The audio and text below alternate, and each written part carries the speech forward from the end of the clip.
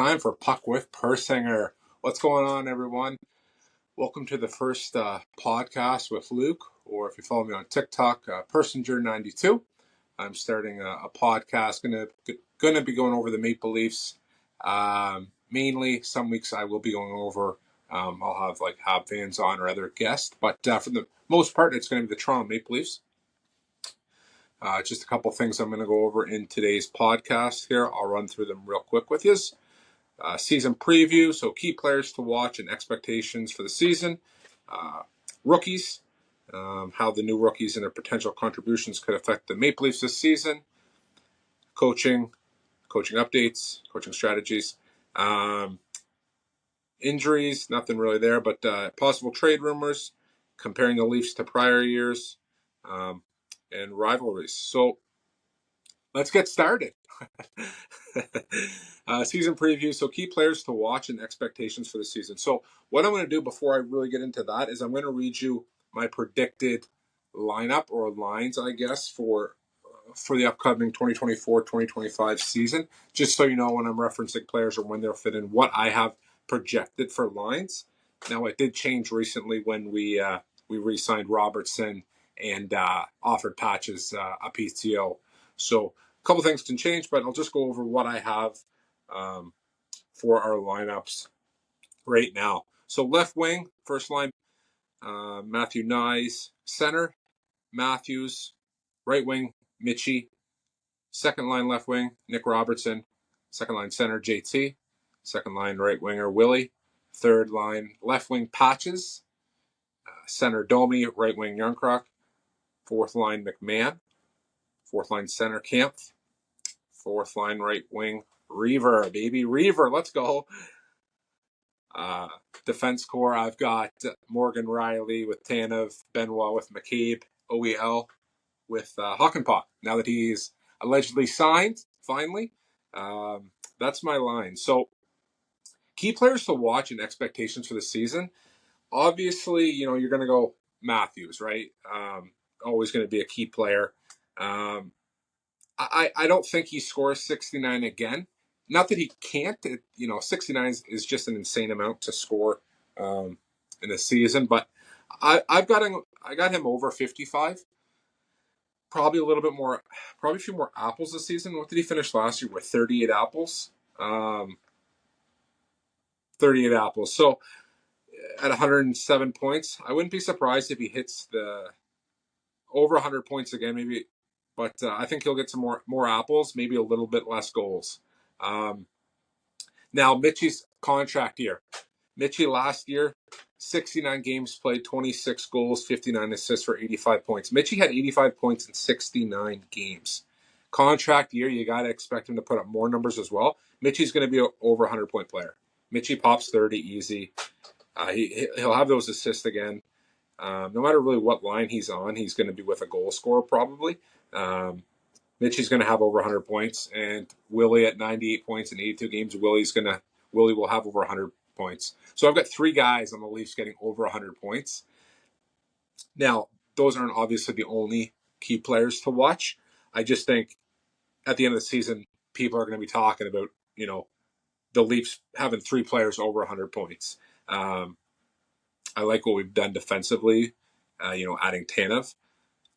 I don't think it's like nothing really crazy to talk about with that. But the key player for me is going to be the three guys there. One sleeper would be Nyes. If Nyes is given, a chance to play a lot of minutes with Matthews, wouldn't be surprised to see Nyes over 25 to 30 goals if given the opportunity. So he's someone to keep an eye on there. Just exciting to see what they're going to do with the lineups. Now, boys, this is the craziest off season I think I remember. Not necessarily with like the moves, but not having an idea of where players fit in. So, most training camps you're going in with maybe two, 3 roster spots available, and you're thinking, okay, who's taking that, right?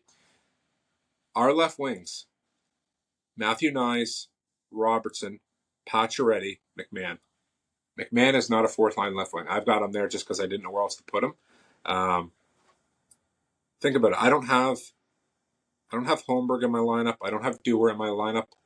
I don't have Lawrence, who's on the PTO in my lineup. There's three guys that probably going to, at least be in and out of the lineup or play. Now Lawrence is a PTO, but I feel like he's probably better than Dewar. He's probably better than Reeves. We all know what Reeves brings. He's not going to play. Reaver won't play 82 games, right? He's 50, 60 guy. Even with the new coaching staff, I feel like he's not going to be 82 games. He just can't. Now, while we're on the topic, the next one is rookie impact. I don't have Cowan or Minton in the lineup. Originally, I had Cowan in the lineup, top 6 role going into the season before he re-signed Robertson and didn't have patches there. I think Cowan will be given 9 games just to see, what he's got, and then if it doesn't work out, you send him back to junior. But it's a difficult decision because some players go back to junior, light it up, it's great. Other players have outgrown it, and there's nothing left for them to prove. However, if there's not a spot in the top 6 for Cowan, you don't play a kid on the 4th line, 9 or 10 minutes a game or a night, right? So to me, that's going to be interesting in the preseason to see where he fits in, because I feel like in the preseason they're going to run Minton and Cowan together, like they did in the prospect tournament. If you guys watched, Minton, Cowan, and Gerbrankin looked unreal.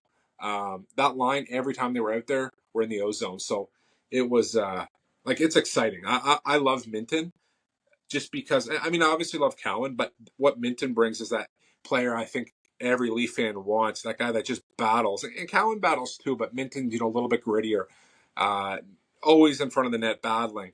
So I'm excited for Minton. I don't have Minton making the team. You're not going to play him on your 4th line right now. He'll play in the American League, get a top six role there, and come in when there's injuries and we need him. But you're not going to burn a year. Like, I just don't see him playing in the on the main squad this season, just for the fact that he can play in the American League and doesn't have to go back to junior, where that's not available for Cowan.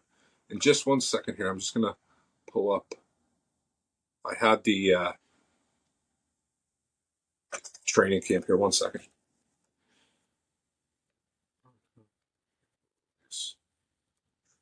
Training camp.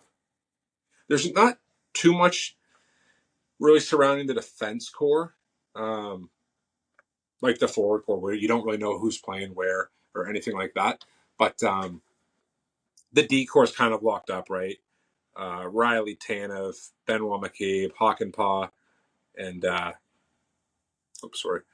Hocken, uh, Hockenpah and OEL. So there's your 6D.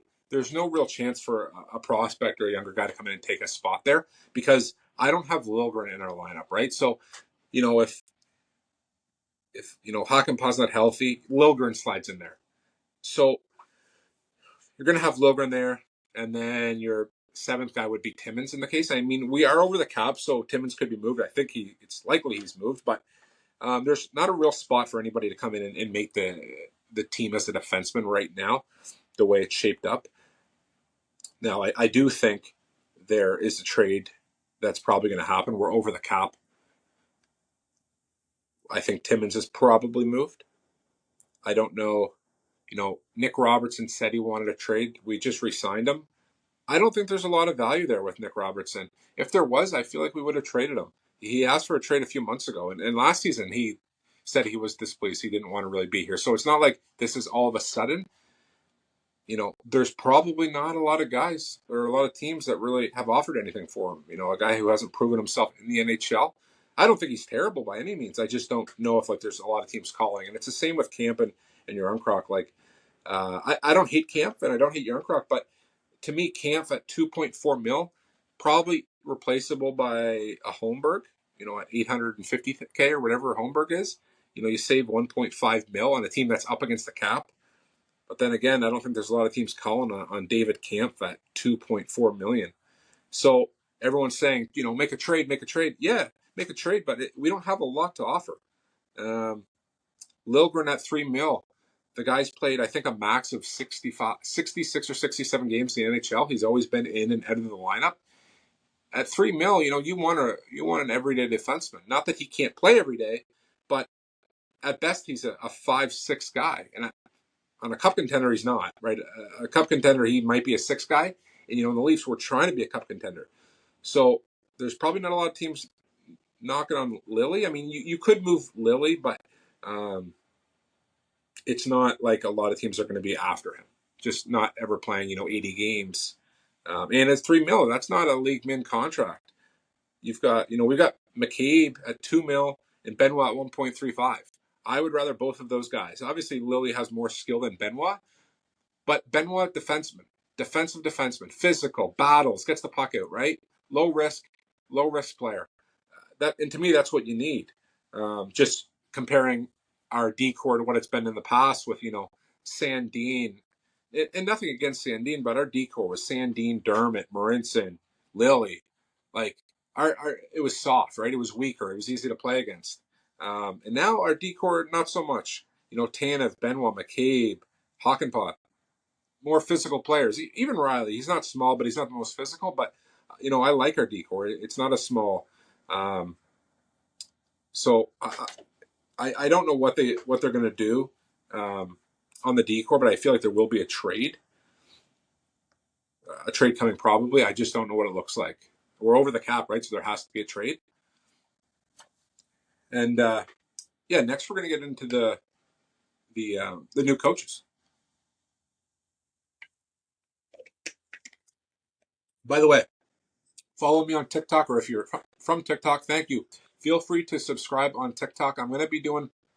If you subscribe, you're going to have a say in what the next podcast has in it for stuff you want me to go over, where this is the first one. I kind of just gathered some notes on what I wanted to talk about, but subscribers are going to have first say on what I'm going to discuss. I'm also going to be having some other guests on here in the future. I'd like to get some, at least the Canadian team. So have a guest for it, like a guy that knows every Canadian team, one of each, and go from there. But yeah, coaching. Keefe is gone. Sheldon Keefe is gone. I was not a Keefe fan. When you watched that Leaf documentary a few years ago, the guy was arrogant. He was hard-headed, stuck in his ways. I don't honestly do not think the boys respected Sheldon Keefe. I like bringing in Berube. I actually love it. Obviously, what Berube brings is a different style. It's going to be more structured, in my opinion, more structured team. Going to be a more defensive team. With that said, the Leafs scored the second most amount of goals in the NHL last season and gave up like the 19th amount. So, too many goals against. However, bringing in Berube, I don't actually think it's going to lower our goals for. We've got elite goal scorers, but we're going to be a better defensive team, meaning we're not going to spend as much time in the defensive zone, meaning we're going to spend more time in the offensive zone. So I don't think our goal totals are actually going to drop. And if they do, I wouldn't guess it's by much. We're going to spend less time in our zone. We're going to have more offensive chances. And the goal scorers we have, they're not going to, Matthews isn't going from 69 to 30, right? So we're still going to score goals. I feel like we're going to be more structured. I'm excited for how we're going to play and how guys are going to step up. Also, AM being captain now, right? That's a whole other dynamic. Yeah, bringing a Stanley Cup champion with Berube. Coached the Flyers as well from 2013 to 15. Another associate coach who brought in, Lane Lambert. He was 6 years with the Islanders. Spent 4 years as an associate coach under Barry Trotz and 2 seasons as a head coach. Before that, Lambert worked under Trotz for 4 seasons with the Washington Capitals and 3 seasons with the Nashville Predators. He was part of the 2018 Capitals coaching staff that won the Stanley Cup. There's another cup winner, right there, boys. He's expected to run the PK. I think our PK was, I should have had this up, I want to say 17th in the league last season. Let's see if I can pull it up. We brought in Connor Dewar, allegedly PK specialist. Did not love him. Let's see what I don't have it in front of me what our PK was. Let me just see if I can find it real quick. I want to say it was 17th in the league, but I cannot find it. PK. We ran about 76%. League average was 79, so below league average. And to me, we've got legit NHL superstars on a team. I feel like it should be better than that. Obviously, you don't run like Willie on the PK and stuff like that all the time, but I feel like our PK should be better, and I think bringing in a new face is definitely going to help. We also brought in Mark Savard. He's going to look after the PP, and I think any Leaf fan would agree. Like our PP looked bad in the playoffs; it was stale. It was easy to defend, and that shouldn't be the case when you have somebody like or Matthews, Willie, Marner. Obviously, the playoffs is a different animal, less space, very physical. But the power play is the same. The power play doesn't change much in the postseason. Like, yeah, it's guys are trying a little harder, a little faster, but the PP, it, it's that's your bread and butter. That's got to be dialed in for playoffs. So it's exciting to see a new look there, and I think OEL will probably be, speaking of PP, I think OEL or Oliver Ekman-Larsson will be on PP1 now, or I'd at least like to see him there for a bit to see how it works. So we'll be curious to see how that works. Come regular season. We also have, and speaking of Savard, he was the Windsor Spitfires coach from 2021 to 2023. We also brought in Mike Van Ryan, the Leafs coaching staff last season, worked as the defensive coach. He will continue with that role under Berube. Van Ryan actually worked under Berube with the Blues. He spent 5 seasons with the Blues as an assistant coach from 2018 to 2023. Another Cup champion, boys. 2019 Cup champion. So I am excited for the coaching changes. I think we needed it. I think it was time. I don't think the boys respected Keefe, and it was stale, right? It was stale. It wasn't working. Not that it's all on the coaching staff. I'm not one of those guys who think it's on the coach as much as it's on the players. So to me, it's more on the players. But I think we still have our core 4. We didn't change much there. So I think having the different look, we needed a different look, in my opinion. Playoff aspirations. So examining the Leafs, how do we get out of the first round? How do the Toronto Maple Leafs get out of the first round? We lost some players this year. We lost the most notable one would be Bertuzzi. Bert, he was a lock on left wing for us. Where I've gone over our left wings now, and we don't have that number 1 guy. We've got Nyes, Robertson, Patches, McMahon, and then maybe Cowan. Or Lawrence. But either way, we lost a top 6 forward. Now, I don't think we had the Bertuzzi that we saw the year prior in Boston, and I think a lot of Boston fans loved him. And as a Leaf fan, for me, when he came in, I was like, man, I expect a lot more from this guy. But as the year went on, like he started to produce. I saw more of what the Bruins fans saw, so I did like him. Right, I just get it. It's tight against. We're tight against the cap. He's probably not worth that. Maybe he is because he got paid that, but I don't think we're in a position where we could offer him that, which sucks because it is a loss. So on paper, offensively, on offense, how do we say we're get out of the first round when our offense, of course, probably worse? Losing Bertuzzi, and it's not like we replaced him. You can't just lose a top 6 player and be like, oh, we're better. That being said, I feel like Nyes should take a step forward this year. I think Nyes has a big year. I think he gets 25 to 30 goals. But the decor, we upgraded big time on the decor. Okay, we've got Riley Tanev, Benoit McCabe, OEL, Hakanpää. We lost Gio, we lost Brody. They're older. They weren't great anymore. Labushkin gone. He was a fringe player. Like he'll be an NHL player, but he's not great. He's a right-handed shot guy. Probably why he gets a little bit more love. I don't love him. He's physical, so I like that. But I think our decor is upgraded compared to last season. How do you get out of the first round? Goaltending in a upgrade on the third line center, in my opinion. If Max Domi is our third line center, I don't love it. I would prefer JT as our third line center. I think that's okay. If you're going to run Willie center, Willie's probably your number 2 center, and then you have Domi on the wing. I'm okay if JT is our third line center. If our third line center is either David Kampf, Holmberg, or Domi, we need an upgrade on third line center. Not that you trade Domi, but you have to move the lines around. So I think an upgrade, we're going to need an upgrade third line C, in my opinion, and then goaltending. Goaltending. Don't love it, don't hate it. I feel confident in saying that I like this better than Sammy and Wall. That being said, we need Wall to stay healthy, right? We've seen what he can do. We've seen him take over games, and that's what we need. As Leafs, haven't had a goalie since Freddie Anderson, and we saw the goals Freddie would let in the playoffs. You know, they were heartbreakers. But stats wise, he was still an NHL goalie. Frederik Anderson was an NHL goalie, and we needed an NHL goalie. You know, we've had Mrazek, Sammy, Martin Jones, Murray.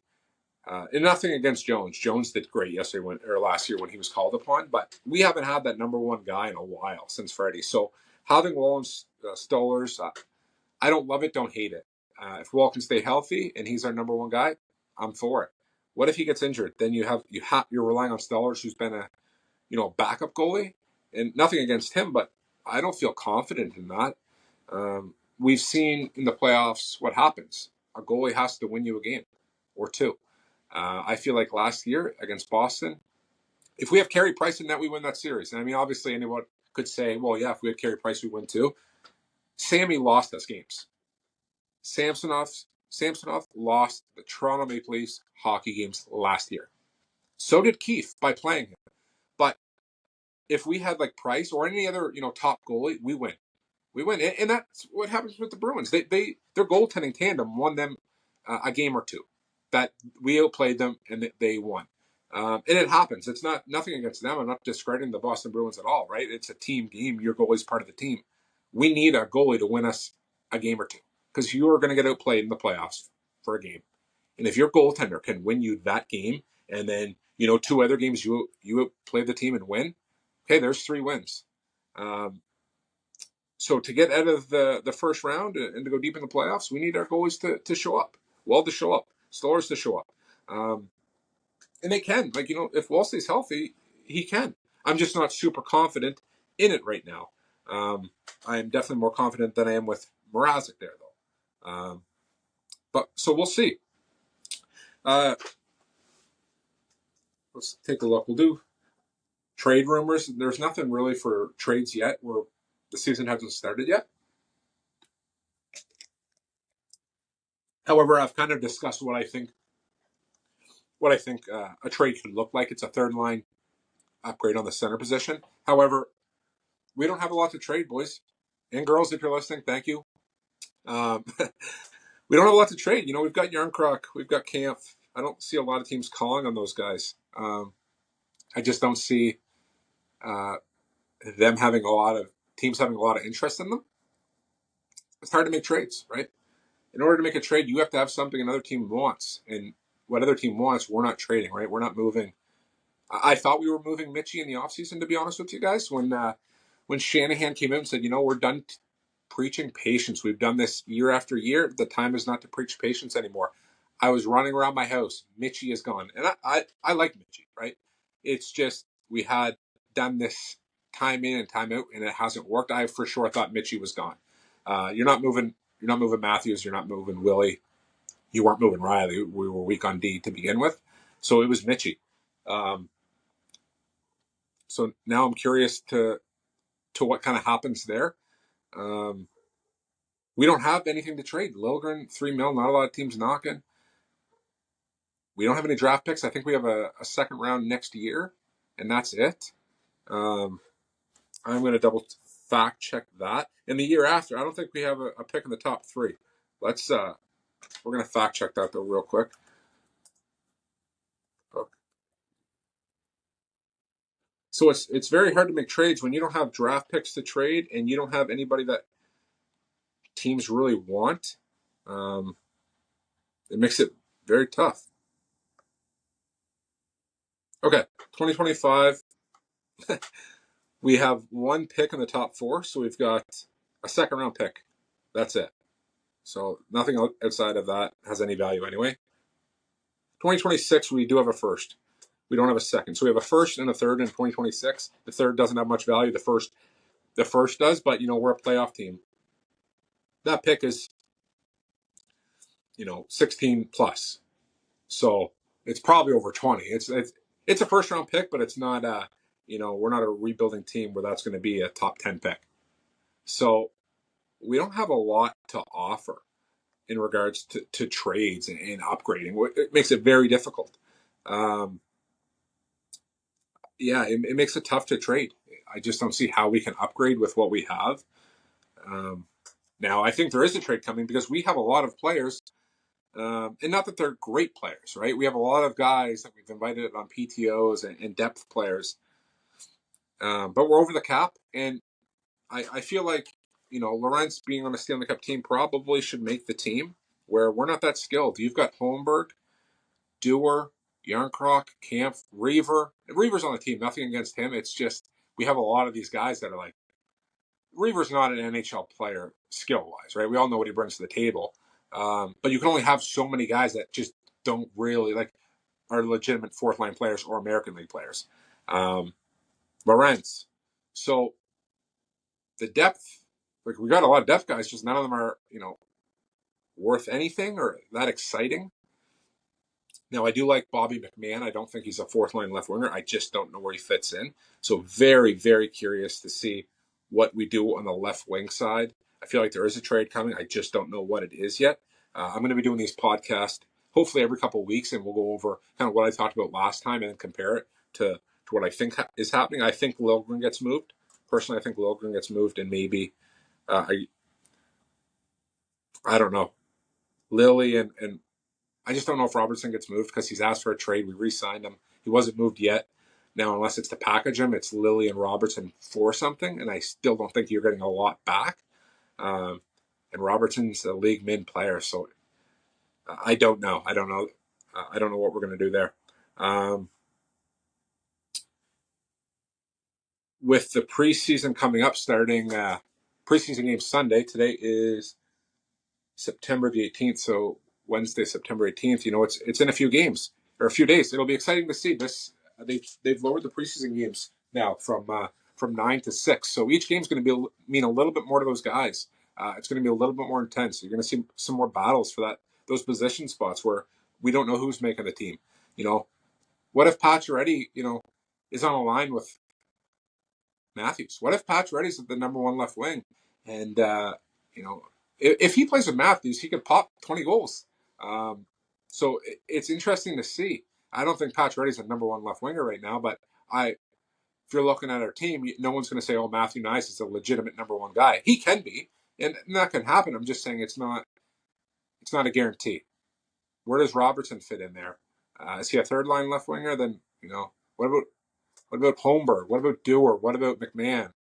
It's wide open. Training camp is going to be wide open. We're going to see some battles. It's a very exciting time to be a Leaf fan because we haven't had this where it's almost wide open in a while. It's normally been pretty locked up, having one spot. That being said, I think Cowan plays the 9 games in the regular season. I don't know what happens after that because I don't know how he's going to do in the 9 games. If he lights it up, they're not sending him back to junior. They will not be sending Easton Cowan to junior if he performs. If he doesn't, it's a no-brainer. Yeah, you send him back, right? He's just not ready.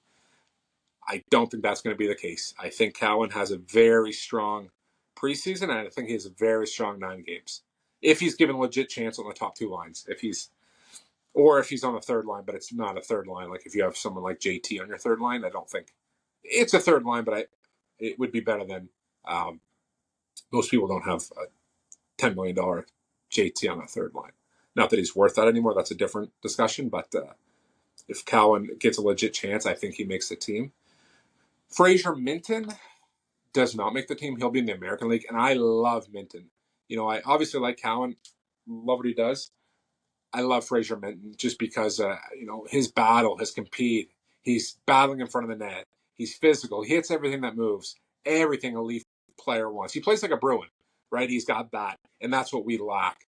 So I'm excited for Minton. He's going to play in the American League, get top 6 minutes. He'll come in the lineup when boys come out. When Reaver needs a break, his knuckles are all bloodied up. Minton's in there. But for the year, he'll be in the American League. It just makes the most sense. Cowan, unfortunately, cannot play in the American League. He would be back to junior, and we don't know what that's going to look like for him. So I'm excited to see. Anyways, I just wanted to do my first podcast, half hour long. I'm going to be doing these every couple of weeks. Like I said, I'm going to have guests come on, talk about other teams. Going into the season, I'll be reviewing what's working, what's not working, trade rumors then, and we can kind of go from there. I appreciate everyone tuning in. If you're not following me yet on TikTok, follow me. I'm going to be starting a YouTube channel, Persinger there as well. I appreciate everyone listening. And if you are a subscriber, send me a message. I'll respond on what you want me to discuss on the next podcast. Puck with Persinger. Thank you. Cheers.